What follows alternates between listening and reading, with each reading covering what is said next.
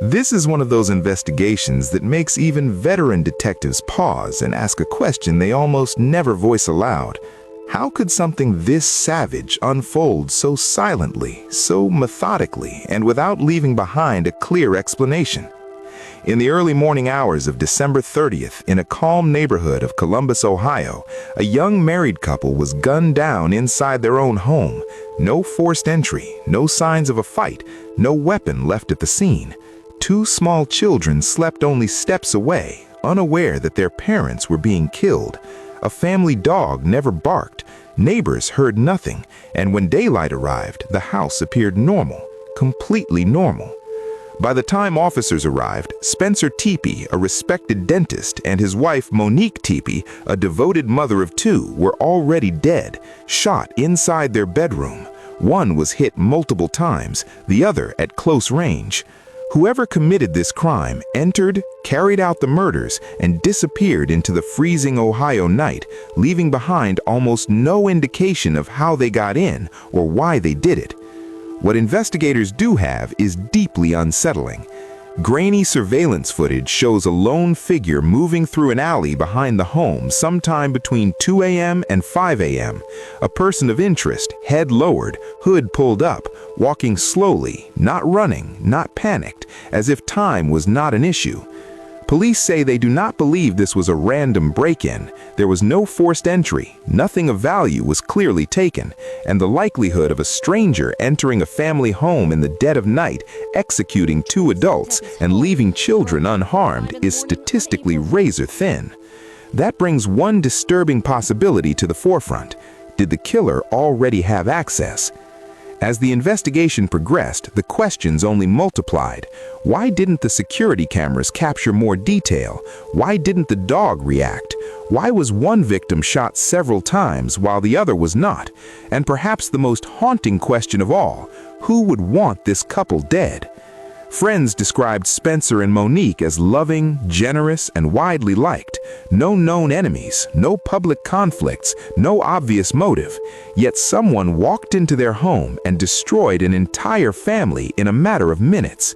We break down what happened, what police know, what they are not saying, and the troubling gaps that may hold the answers in one of the most chilling unsolved home murders in recent Ohio history.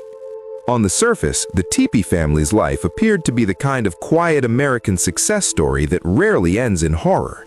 Spencer Tepe, 37, was a practicing dentist in Athens, Ohio, a graduate of the Ohio State University, and by all accounts, a dependable, disciplined professional. He was the type who never missed work without calling, the kind of colleague people relied on, the kind of man who built his life carefully and predictably. His wife, Monique Teepe, was just as grounded, a former early childhood education student, a committed stay-at-home mother, an enthusiastic baker, and someone friends described as warm, patient, and deeply present. Together, they were raising two young children, one just 4 years old, the other barely 1. Their home, a modern duplex-style residence in Columbus, Ohio, was filled with the rhythms of early parenthood, toys, schedules, fatigue, and love. Nothing about Thursday night, December 29th, hinted that it would be their final night alive. There were no reports of arguments, no known visitors, no emergencies, just another cold winter night in central Ohio. Temperatures would later be confirmed to be in the low 20s, a biting cold that keeps most people indoors. By all reasonable assumptions, the Tepe family went to bed expecting Friday morning to arrive like any other. But sometime between 2 a.m. and 5 a.m., something went catastrophically wrong. Police later narrowed this window using digital evidence and surveillance footage from the surrounding area. During that period, a single individual was captured on camera walking through the alley behind the Tepe home, hood up, head down, wearing a dark jacket and gray pants. The pace was slow, almost relaxed, not the behavior typically associated with someone fleeing a crime scene, at least not in the way most people imagine. What unfolded inside the house during those early hours is still being reconstructed. What is known is chilling in its simplicity. Spencer Tepe was shot multiple times. Monique Teepe was shot at least once in the chest. Both died from their gunshot wounds. Investigators recovered 9mm shell casings at the scene. The murder weapon was never found. And perhaps most disturbingly, there were no signs of forced entry. Doors were intact, windows were unbroken. There was no obvious struggle that spilled through the home. That single detail immediately reshaped the entire investigation, because when someone is killed inside their own home in the middle of the night, investigators are trained to ask one critical question first: how did the killer get inside? There were only a few possible answers. The door was unlocked, the killer had a key or a code, or the victims let the person in. Each possibility carries its own implications and its own consequences. Meanwhile, the children slept, or at least they survived. When friends later arrived at the house that morning, they reported hearing movement inside, a child's voice. That detail alone may have prevented an even longer delay in discovering what had happened. The first indication that something was wrong came around 9 a.m. Spencer did not show up for work. For most people, that might not raise alarms, but for Spencer Teepe, it did. His co-workers tried calling him. Then they called Monique. No answer. Phones rang unanswered. Messages went unread. Escalation quickly mounted. At 9:22 a.m., police conducted an initial welfare check. They knocked. There was no response. With no visible emergency from the outside, the officer left. That routine decision would later become one of the quietly scrutinized moments of the case, because within the next hour, friends and co-workers arrived themselves. They knocked again, harder. They tried the doors. They heard children inside. Fear turned into urgency. When they finally gained entry and saw blood near the bedroom, the nightmare fully revealed itself.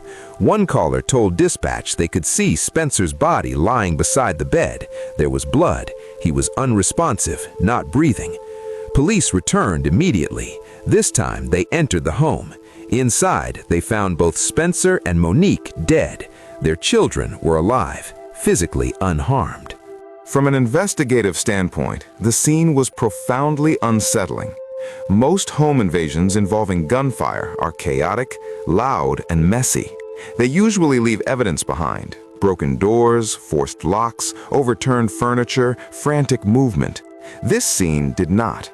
Instead, it pointed to efficiency, restraint, and possibly an understanding of the home's layout, and that raised a question law enforcement could not avoid.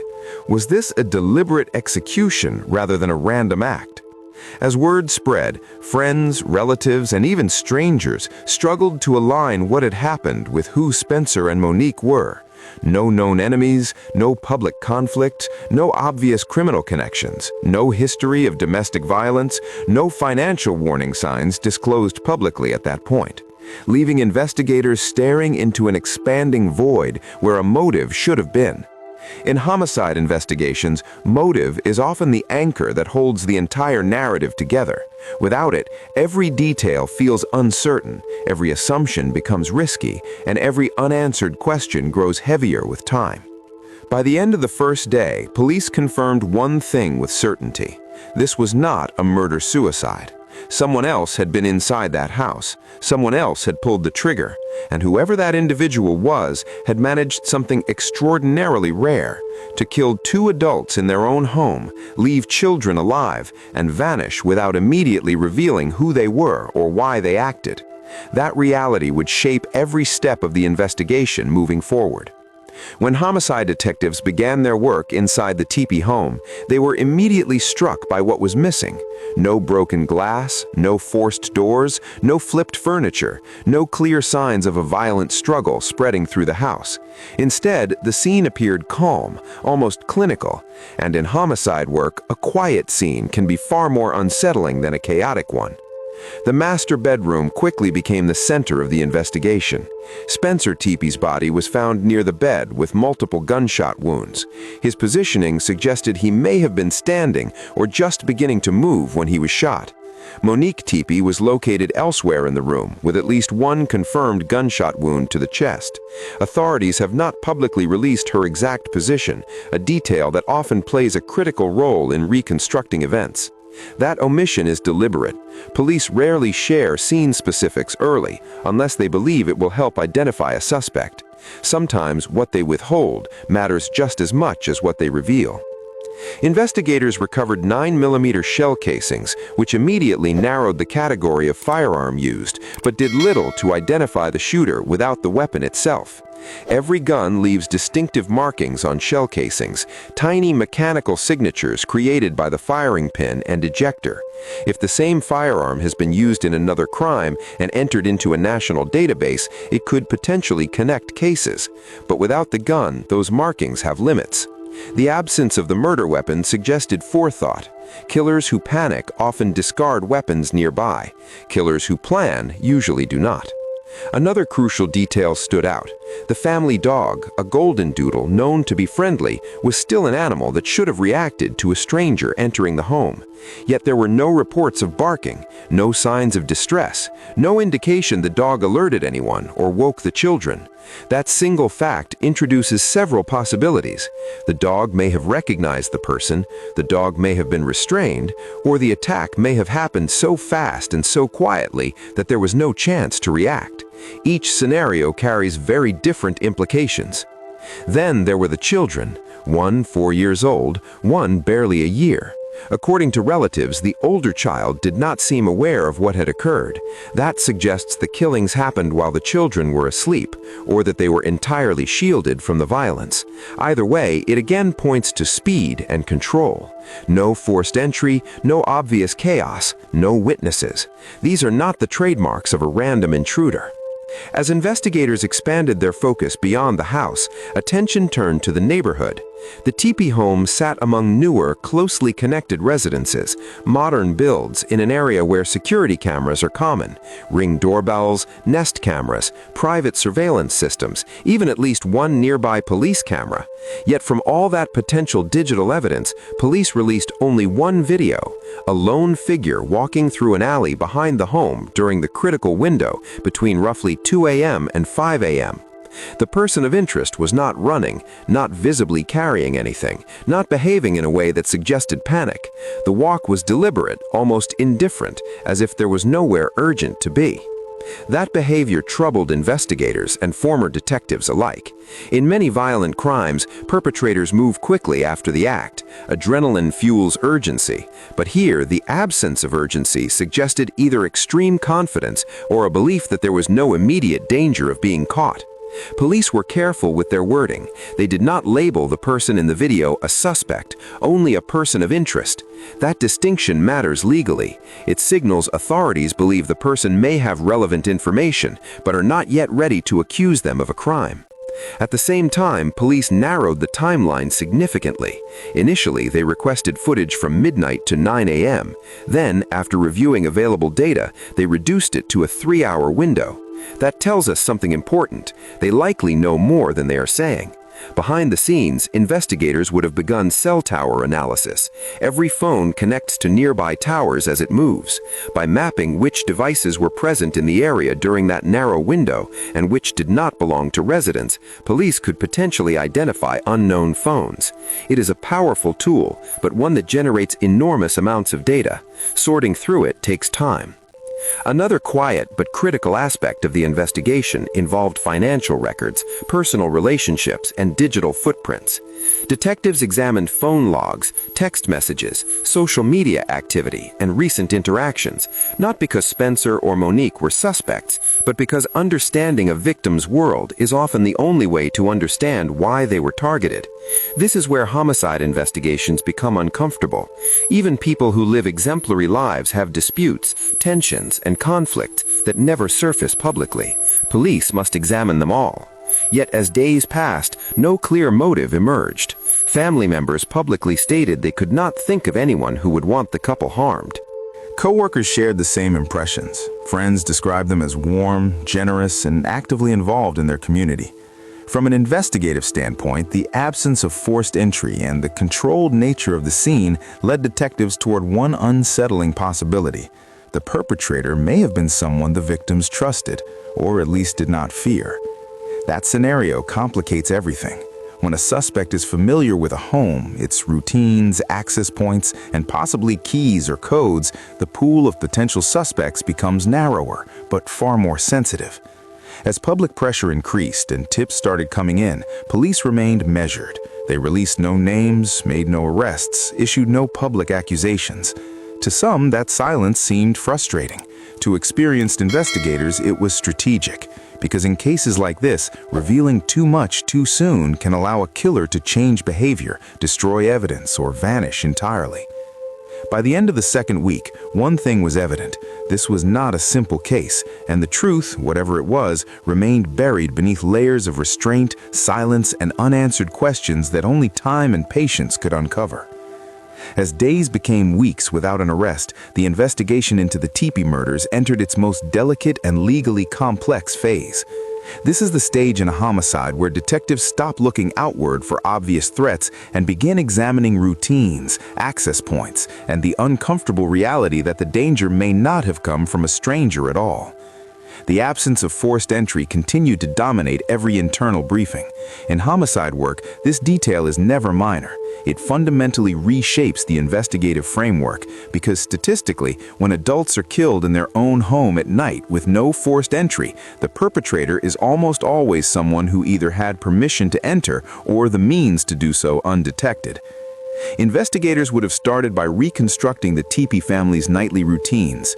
What time did they typically go to bed? Which doors were usually locked? Did they rely on the garage entrance? Was there a keypad, shared code, or smart lock system? Who had access? Who had been inside the home recently? Cleaners, contractors, friends, family, babysitters, anyone who could reasonably know the layout of the house and the family's habits. From a legal perspective, each of these individuals becomes what investigators call a known access person, not a suspect, but someone whose access must be verified, documented, and either cleared or escalated. Digital evidence plays a massive role at this stage. Phone records would show who Spencer and Monique communicated with in the days and hours before their deaths. Text messages might reveal unresolved tensions, unusual requests, or plans that never came to pass. Social media activity could indicate emotional stress, disputes, or connections unknown even to close relatives. None of this information has been released publicly, which strongly suggests investigators found material that is either sensitive, inconclusive, or strategically withheld. Police silence is rarely accidental. Another detail that quietly drew attention among analysts was the disparity in gunshot wounds. Spencer was reportedly shot multiple times, Monique at least once. In homicide reconstruction, differences like that often carry meaning. They can suggest sequence, resistance, targeting, or simply the chaotic reality of a violent encounter. If Spencer was awake or partially awake when the attack began, it could explain why he was shot more times. A moving target requires more shots. Monique, possibly asleep or caught off guard, may not have had time to respond. But without precise scene details, these remain informed hypotheses rather than conclusions. Then there is timing. The killer, or person of interest, was seen walking calmly through the alley during the narrow window police believe the murders occurred. That walk remains one of the most psychologically revealing aspects of the case. Behavioral analysts often study post-crime movement because it can expose a perpetrator's mindset. Panic produces haste, fear produces erratic behavior, confidence produces calm. The individual in the footage did not appear rushed, they did not repeatedly glance over their shoulder, they did not run. That indicates either emotional detachment, familiarity with the area, or the belief that no immediate pursuit was coming. From a legal reasoning standpoint, this raises a critical question. Did the killer believe they had time? And if so, why? That belief could come from knowing the victim's schedules, knowing no one would check on them until morning, knowing the children were too young to call for help, or knowing the neighborhood's rhythms. These are not assumptions typically available to random intruders. Investigators also had to consider another uncomfortable possibility: misdirection. In some cases, a person of interest caught on camera is not the killer, but a decoy, intentionally or unintentionally drawing attention away from another angle. Police are careful not to over-rely on video evidence without corroboration. Behind the scenes, forensic work continued: DNA testing, fingerprint processing, ballistics comparisons. These procedures take time, especially when samples are limited or contaminated by everyday household activity. A family home is a challenging crime scene because nearly every surface carries legitimate DNA. Separating what belongs from what does not is painstaking. The children, meanwhile, became a priority and a protected element of the case. Any interaction with a young child present during a homicide must be conducted by specialists trained in trauma-sensitive interviewing. These interviews are designed not to lead, frighten, or implant false memories. The goal is clarity without harm. According to family statements, the older child did not appear to comprehend what had occurred. That supports the theory that the killings happened while the children were asleep and that the perpetrator deliberately avoided interaction with them. That fact alone is deeply disturbing. It indicates intent, not chaos. A person who enters a home, kills 2 adults, and leaves children unharmed is making a conscious choice, and choices often reveal motive more clearly than words ever could. Public reaction intensified as media coverage expanded. True crime audiences began analyzing every known detail. Armchair theories proliferated. Police, however, remained disciplined. No leaks, no arrests, no dramatic press conferences. To some observers, the lack of visible movement felt like failure. To seasoned investigators, it appeared as caution because premature arrests can collapse cases. Weak charges lead to acquittal, and once someone is publicly cleared, reopening that door becomes nearly impossible. At this stage, detectives would have been asking themselves one central question: what detail have we overlooked? In complex investigations, the answer is often not dramatic, but something ordinary, a routine, a relationship, a habit that seemed too normal to matter. The Tepe murders were not loud, they were not messy, they did not announce themselves, they whispered. And in homicide work, whispered crimes often take the longest to resolve because they hide behind normalcy, patience, and the unsettling idea that evil does not always break in. Sometimes it is already invited inside. As the investigation stretched on without an arrest, law enforcement's silence became one of the most discussed elements of the Tepe case. In high-profile murders, silence is often mistaken for inaction. In reality, silence can be a calculated legal strategy, especially when investigators believe the truth is near but fragile. Every homicide case eventually reaches a crossroads. Detectives either push outward, releasing more information to generate tips, or they pull inward, tightening control over communications to protect the integrity of the case. In the Tepe murders, authorities clearly chose the latter path. From a legal perspective, that choice suggests investigators may have been dealing with evidence that is circumstantial yet compelling, the kind of evidence that points in a direction but cannot yet withstand courtroom scrutiny. Prosecutors require more than suspicion.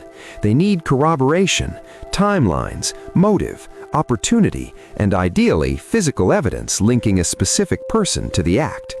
This is where public perception often diverges sharply from legal reality. Many assume that once police know who committed a crime, an arrest follows quickly. In truth, knowing and proving are 2 very different things. Arresting someone without sufficient evidence risks collapsing the entire case, and once that happens, justice may never come. One of the most pressing unanswered questions remained the point of entry. Without forced entry, the list of legal possibilities narrows drastically. Either the door was unlocked, entry was facilitated, or the person entering had legitimate access. Each scenario carries consequences in court. If the door was unlocked, prosecutors must explain why a random intruder would choose that specific home at that specific hour and execute 2 adults without detection. That theory is difficult to sustain without supporting evidence. If access was facilitated via code, key, or familiarity, then the case shifts toward intent and relationship, and that is where legal complexity increases, because relationship-based crimes demand motive, and motive must be clearly articulated to a jury. Investigators would have scrutinized financial records carefully: bank accounts, credit cards, recent purchases, insurance policies, any disputes involving money. While no public evidence suggests financial wrongdoing, financial analysis is standard in cases with unclear motive. Money does not always leave obvious fingerprints, but it often leaves trails. Investigators also reviewed professional interactions. Spencer's work as a dentist brought him into contact with hundreds of people.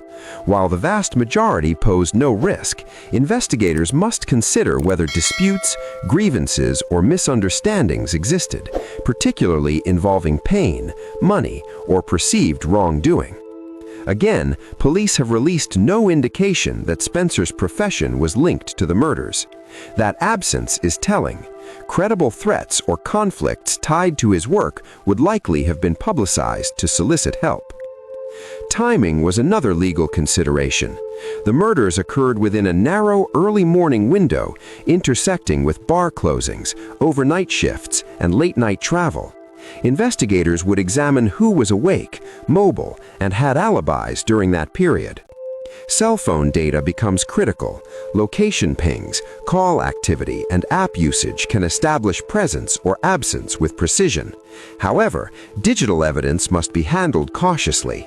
Phones can be left behind. Locations can be spoofed. Data without context can mislead as easily as it can inform.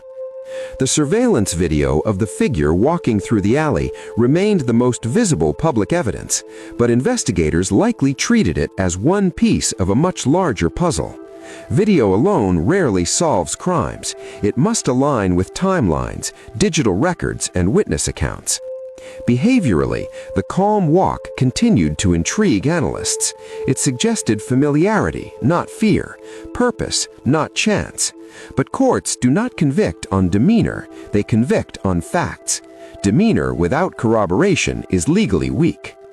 Behind closed doors, detectives would revisit the crime scene repeatedly, mentally reconstructing the sequence of events. Who was awake first? Where were the shots fired? How did sound travel? Why did no neighbors report gunfire? Could a suppressor have been used?